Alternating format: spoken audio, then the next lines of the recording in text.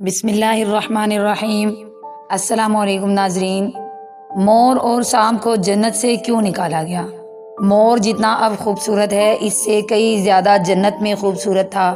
مور کی خوبصورتی پہ سبھی پرندے فدا تھے، لیکن ان سب خوبیوں کے باوجود مور سے ایسی کون سی خطا ہو گئی تھی جس سے اللہ تعالیٰ نے موت کو جنت سے نکال دیا؟ ناظرین، اللہ تعالیٰ نے جب حضرت آدم علیہ السلام اور اماں حوا کو پیدا فرمایا، اس کے بعد ان کو جنت میں بھیج دیا۔ وہ دونوں جنت میں بہت ہی پرسکون زندگی گزارتے تھے، بہت ہی لذیذہ میوے پھل کھایا کرتے تھے، لیکن ایک اناج جس کو اللہ تعالیٰ نے کھانے سے انہیں منع فرمایا، اور وہ اناج گندم تھا۔ کیونکہ شیطان حضرت آدم علیہ السلام کی وجہ سے جنت سے نکالا جا چکا تھا، اسی وجہ سے حضرت آدم علیہ السلام سے دشمنی ہو گئی تھی۔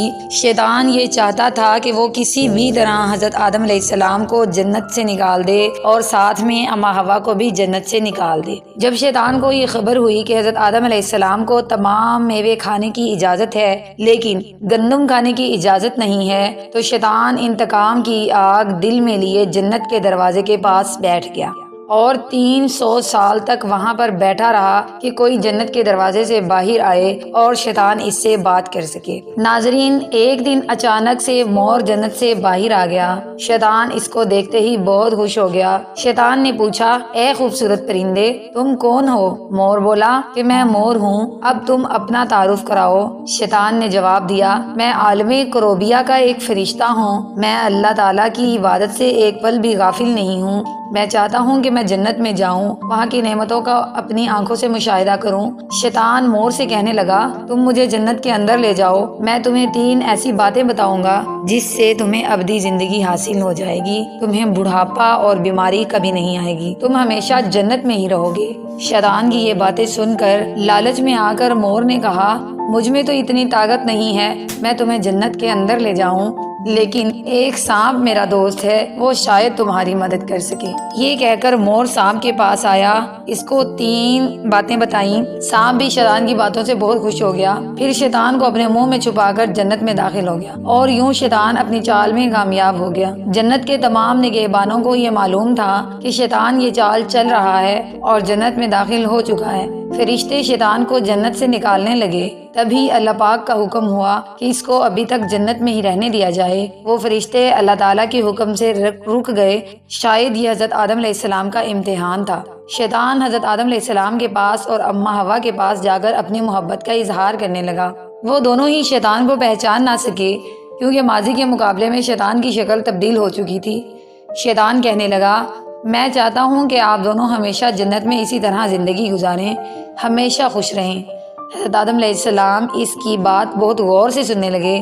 شیطان نے کہا، اگر آپ میری بات مان جائیں تو آپ کو جنت کی اور بھی تمام سہولتیں ملیں گی۔ چنانچہ حضرت آدم علیہ السلام شیطان کے بہکاوے میں آ کر کہنے لگے، یہ کس طرح ممکن ہے؟ شیطان کہنے لگا، ایک گندم کا دانہ اگر آپ دونوں چکھ لیں تو آپ کو ابدی حیات حاصل ہو جائے گی اور آپ جنت میں رہیں گے۔